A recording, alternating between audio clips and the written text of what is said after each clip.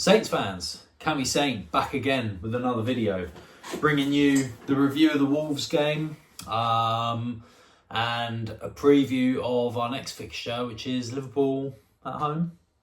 I could be completely wrong, but you know, who cares? Right. Starting this video off again with a new Saints shirt that arrived. As you can tell, I'm in a new one already. It's a goalkeeper kit from the early 2000s. Correct me in the comments if I'm wrong, but I'm pretty sure I'm right because that's what it said. Yeah, early 2000s. I got it in an oversized, so it sort of acts like a jumper, which is perfect for the cold winter months. But I ordered a few, and this is one that's turned up. So let's wait and see which one this one is. Oh, it's a nice one. It's a nice one. Barclays era. Look at that. Look at that top.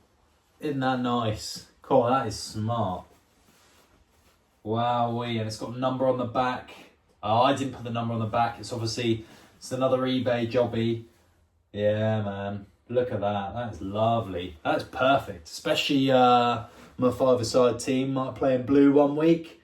Down in Portsmouth, I'll wear that. I'll bring that out.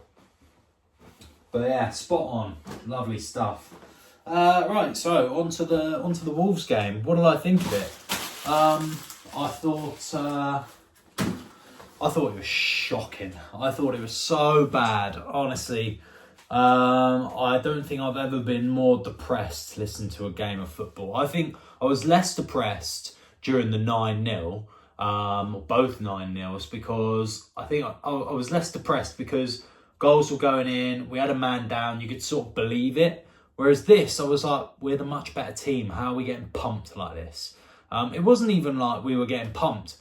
We just got overly, outrageously, unbelievably unlucky.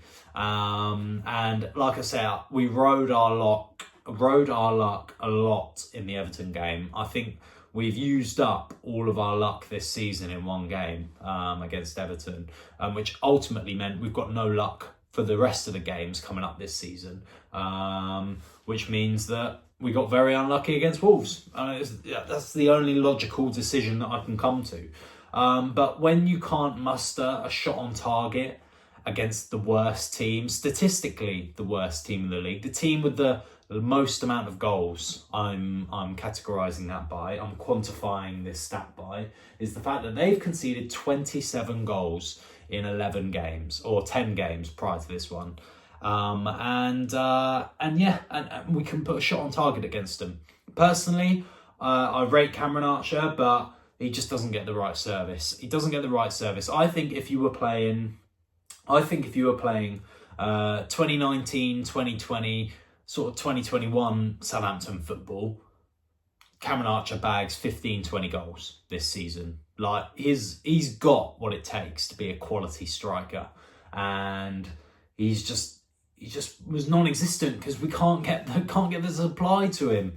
I think against Liverpool, you just go all out, but I'll get onto that in a minute. I want to talk about Wolves, and I want to talk about the first goal. So the goal that goes in is the goal that goes in for Wolves, I'm just trying to remember it now. I think it's a poor header back from Kyle Walker-Peters, and it's a mistake, and then it goes in from their player.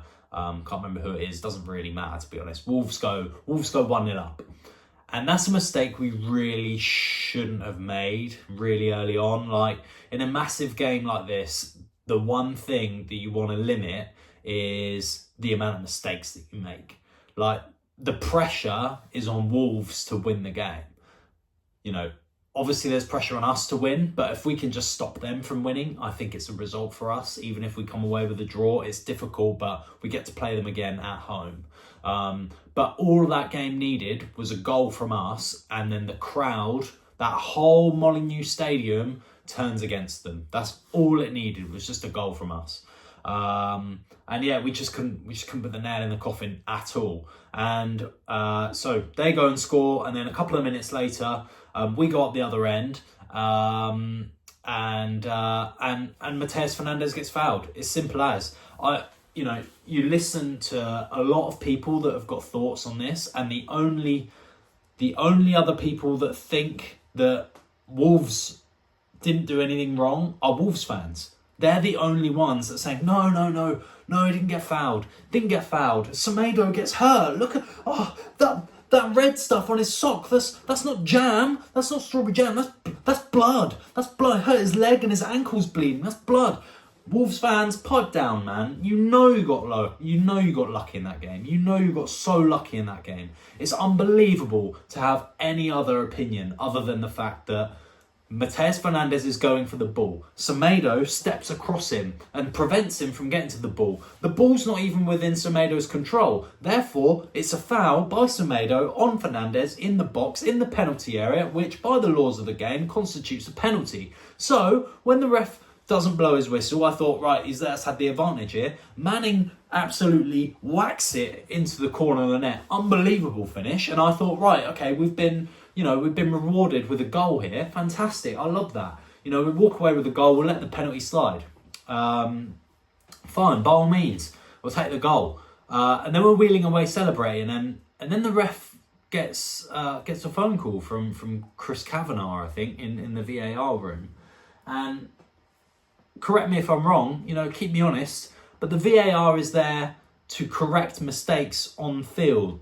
And unless Chris Kavanagh's a Wolves fan, I can't think why he would just say to the referee, Thomas Bramley or whatever his name is, Applesauce, look, Apples, mate, you need to go and have a look at this because I think you've missed a foul in the box by Matheus Fernandes. I need you to go and have a look.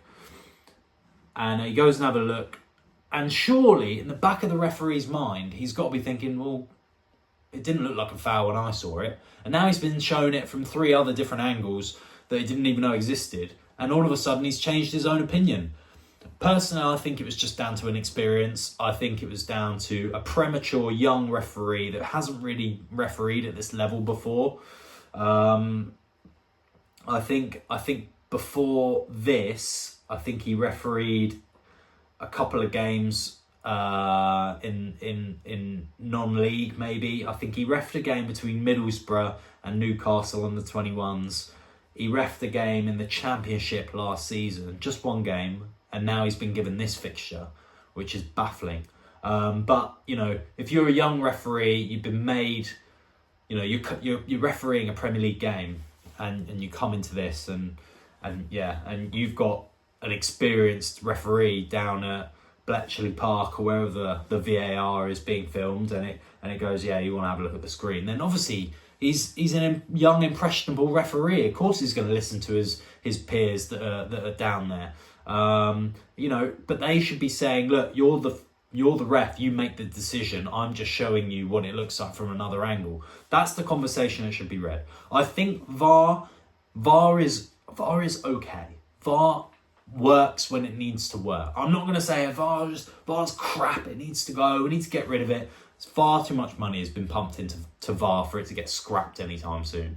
But at the same time, it needs to be black and white. It can't be black, yellow, red, green, blue, purple, cyan. It needs to be black and white. There can't be conflicting opinions. You can't have people refereeing in the VAR box they're not allowed to be supporters of football teams. They're not allowed, or at least football teams in this league, they're not allowed, or rivals in that league, they're not allowed to have FPL teams. They're not allowed to do this. They're not allowed to have fantasy football teams. They're not allowed to play FIFA. These are the sort of things that people in VAR or referees should have. So there's no bias whatsoever. Just aliens that only know the rules of the game, and that's it. They have no other affiliations. They're just not human. That's the only way I can see it working. And if you twig this as well, if someone was to develop an artificial intelligence that just gets fed all of this information of 100% fouls all of the time, 100% offsides all of the time, and then you just feed the fouls that happen on pitch live, so it happens in real time, to the artificial intelligence, and then it uses its machine learning to decide whether it's a foul or not. Then you can remove all of the bias, and coming back to all of the David Coote thing as well. coming back to that, you can rule situations like this out. Because, not that I think he's done anything wrong, but the fact that you can rule all of this bias crap out and then you can just have a machine do it. Yeah, the machine will make mistakes, but you train it up during using old footage of old fixtures, or you use it during pre-season friendlies or sodding international friendlies. Don't get me started on that. But anyway, that's where I think it needs to be heading. It needs to be heading to a more automated future. That's where I think VAR needs to go. There needs to remove all sort of human interaction from refereeing to rule out silly human mistakes, because we're human, we're going to make mistakes all the time, right? Nobody's perfect, but at the same time, when the jeopardy of a sport is intact and there's rules in the sport that need to be followed for the sport to be amicable, you can't have humans going in there going, well, I like this team and I don't like this team, so I'm going to give the team that I like all of the decisions and no one can ask any questions because I'm in VAR, right? Anyway, this is becoming more of a VAR review than the Southampton review. Anyway, Mateus Cunha goes up the other end, scores a goal, 2-0 Wolves, end of the story. Right, what do I think of the next game, which I think is Liverpool. I think it is at home. But anyway, personally, we've got to get through this third international break, and it's already November. I'll do a separate video on that if you want me to. I'm not watching England international friendlies with a manager that isn't going to be here by January. What is the point? What honestly is the point? Anyway, scraping the surface of that, I've realised we've already run over. So Liverpool game, I think we'll go there. I think Ramsdale's obviously got an injury to his finger, so he's going to be out until a couple of days before Christmas, I think I saw. I'd like to think he'd be back sooner than that, depending on what finger it is, because they, anyway. So we're going to have McCarthy in goal. So, and I think our next 5 games are something like Aston Villa, Brighton, Chelsea, Liverpool, and someone else. I already said Aston Villa, but there's someone else in that lot. I think Fulham. I don't know. I think we'll get 1 point from the next 5 games. And I'm not even being pessimistic. I'm being realistic here. If I think maybe, putting my optimistic hat back on, I think you could ultimately say that one of those teams might slip up. We might, get 3 points, but at this stage, we've lost arguably our best player in the team in Aaron Ramsdale.